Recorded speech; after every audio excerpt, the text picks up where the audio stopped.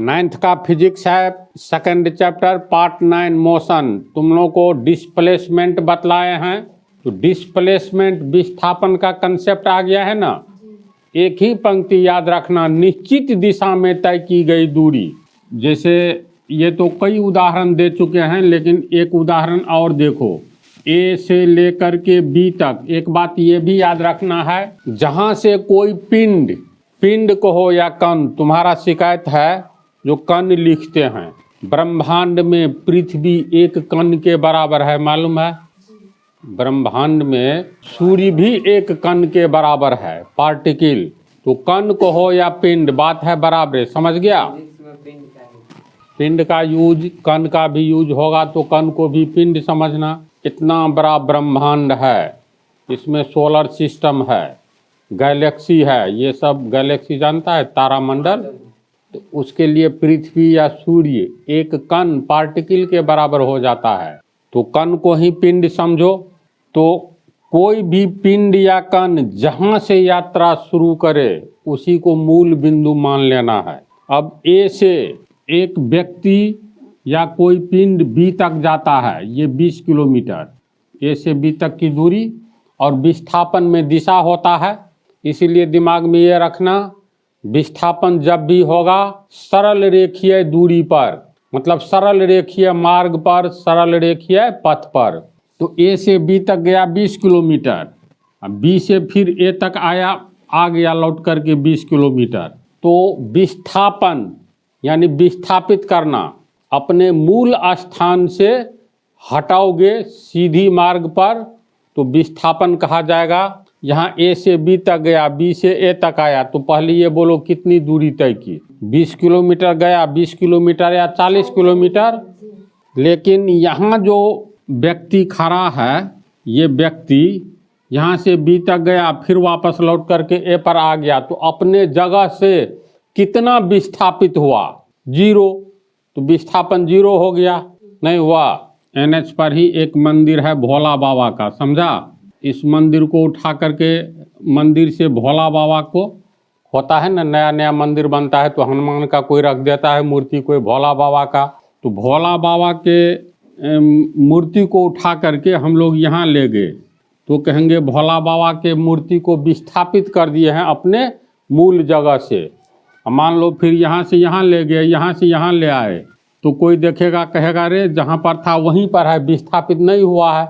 और यहाँ से फिर मान लो यहीं दे दोगे, तो कहेंगे भोला बाबा को 20 किलोमीटर विस्थापित कर दिए हैं, मूल स्थान से हटा करके 20 किलोमीटर दूरी पर दे दिए हैं सीधी मार्ग पर। तो पहला प्रॉब्लम है, तुम लोगों को इसमें हिसाब हम बनवाते जाएंगे। अब पहला का आंसर क्या होगा, तू लोग बोलो तो। तुम्हारा आंसर है 90 मीटर। एक सरल रेखा में गतिशील कण की स्थिति, तो पहले तो एक सरल रेखा खींचो। एक सरल रेखा में मान लो ये ए बी कोई सरल रेखा है, एक सरल रेखा में गतिशील कण की स्थिति।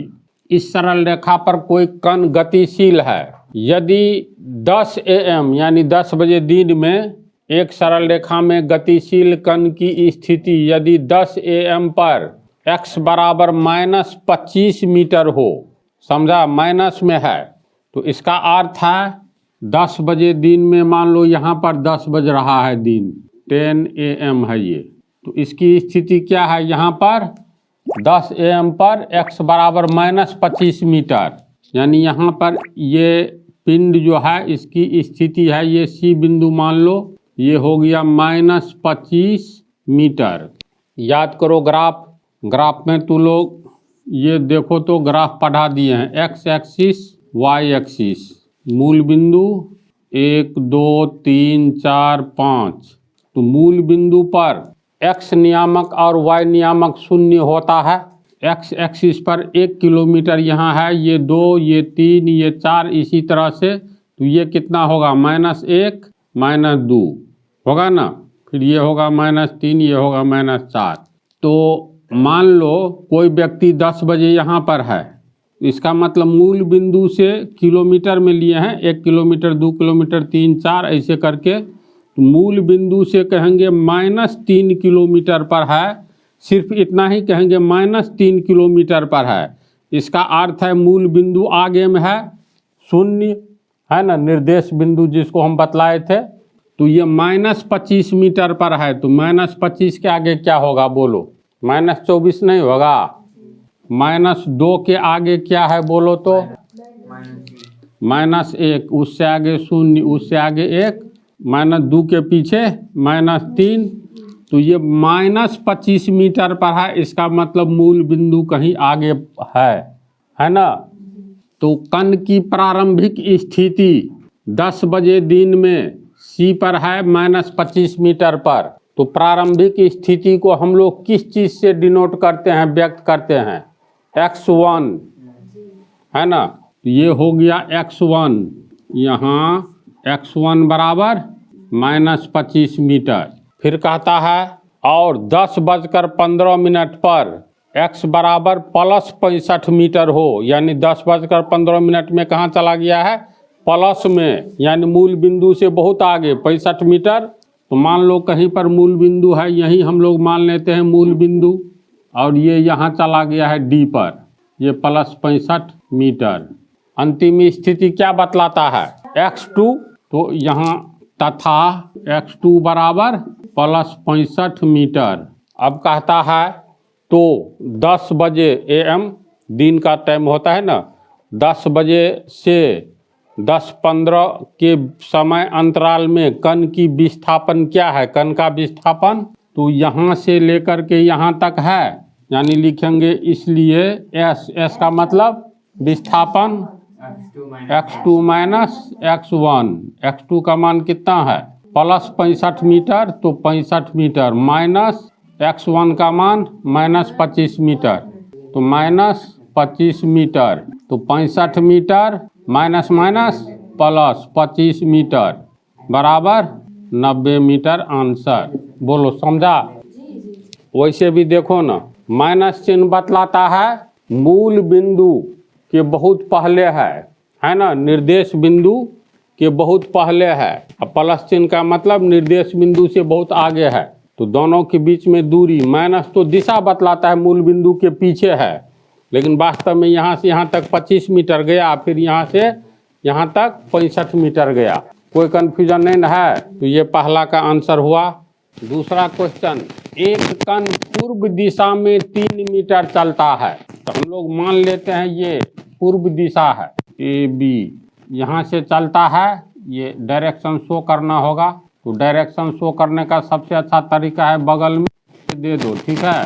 ई लिख देंगे, ई से ईस्ट पूरब, इसका ठीक विपरीत वेस्ट, और पूरब की ओर हाथ उठाओ, और पश्चिम की ओर चेहरा जिधर पड़ेगा ये हो जाता है उत्तर। तो ये हुआ, ऐसे चेहरा दिए तो ये उत्तर हुआ, N से हो गया नॉर्थ, उत्तर का उल्टा दक्षिण, S से साउथ। दिशा है तो ऐसे दिखला दो, ये अनिवार्य है डायरेक्शन शो करने के लिए। डायरेक्शन दिया हुआ है पूर्व। एक कण पूर्व दिशा में 3 मीटर चलता है। ए से मान लो चलना शुरू किया तो बी तक गया, तो ये हो गया 3 मीटर, ठीक है। और फिर उत्तर की ओर 4 मीटर चलता है, तो उत्तर तो ऊपर हो गया, ऊपर की ओर ये सी तक गया। देखो क्वेश्चन देखो, एक कण पूर्व दिशा में 3 मीटर चलता है, तो मान लो ए से चलता है बी तक गया 3 मीटर, ठीक है। कहता है और फिर उत्तर की ओर 4 मीटर चलता है, तो ये उत्तर हुआ ना, तो ये उत्तर की ओर गया 4 मीटर। इतना ही दिया हुआ है हिसाब में। कहता है तय की गई कुल दूरी क्या है? दूरी में कोई डायरेक्शन नहीं होता है, पहले ही पार्ट पे बतला दिए हैं। तो 3 मीटर और 4 मीटर 7 मीटर होगा आंसर। तो ए कण द्वारा तय की गई कुल दूरी बराबर ए बी जोड़ BC। AB हो गया 3 मीटर जोड़ 4 मीटर बराबर 7 मीटर आंसर। ए का हुआ, बी का आ जाओ। कण के विस्थापन का मैग्नीट्यूड क्या होगा? मैग्नीट्यूड मालूम है ना, अंक के आगे यूनिट रहता है, यानी कितना मीटर। हाँ, दोनों को कंबाइन रूप से कहते हैं।